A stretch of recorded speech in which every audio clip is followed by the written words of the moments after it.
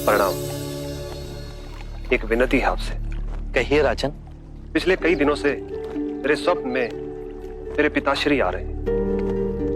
मैंने ब्राह्मणों से भी इसका अर्थ पूछा तो उनका कहना था कि तुम्हारे पिताश्री को शांति नहीं मिली, उनके लिए पूजा करनी हो, यज्ञ संपन्न करना होगा। आप तो परम ज्ञान का स्वरूप है, तो विनती है आपसे कि पूजा विधि आप ही के हाथों से हो, जो मेरे पिताश्री तक पहुंचे, उन्हें मुक्ति मिले, जीवन मरण के इस चक्र से वो मोक्ष पाले। अवश्य राजन। आप मिट्टी के 2 घड़े मंगवाइए, एक में घी भरवाइए और एक घड़े में कंकड़ पत्थर भरवाइए, और उन दोनों घड़ों के मुंह कपड़े से बंधवा दीजिए और उन्हें लेकर नदी के तट पर आइए। मैं वहीं आपकी प्रतीक्षा करूंगा। मैं भी इसका प्रबंध करता हूं महाराज।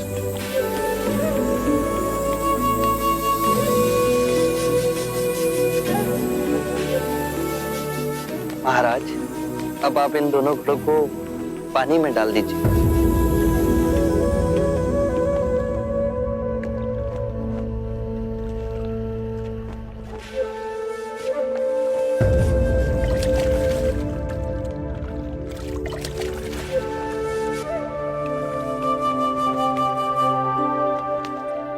महाराज, अब इन दोनों घड़ों को आप तोड़ दीजिए।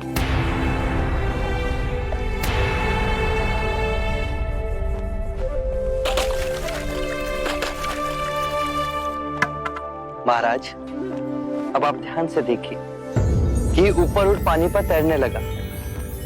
अब बताइए, मेरे या किसी और के पूजा पाठ करने से क्या ये घी नीचे बैठ सकता है? असंभव।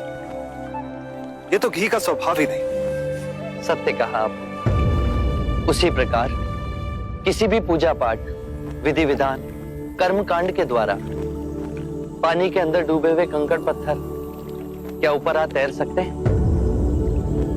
नहीं बुद्ध, ये तो प्रकृति के नियम के विरुद्ध है। तो हम प्रकृति से भिन्न कैसे हुए? हम भी तो प्रकृति का ही रूप है।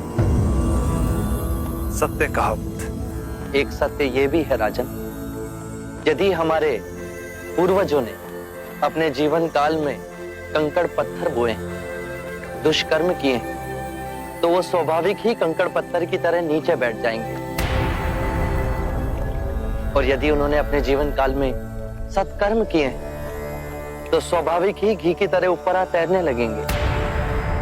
जो बोएंगे वही काटेंगे। परंतु इस शरीर रूपी जीवन काल में ही नहीं, अपितु इस शरीर रूपी जीवन काल के पश्चात वाली यात्रा में भी हम जैसे कर्म करेंगे वैसा ही फल मिलेगा। अब बताइए, इस प्रकृति के नियम को कोई पूजा पाठ, कर्मकांड, विधि विधान, यज्ञ हवन मिटा सकता है?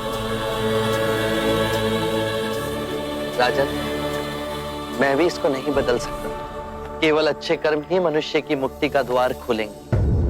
ये कैसी तलवार है आपके हाथ में, जो एक क्षण में सारे झूठ काट केवल ज्ञान को प्रकाशित करती है?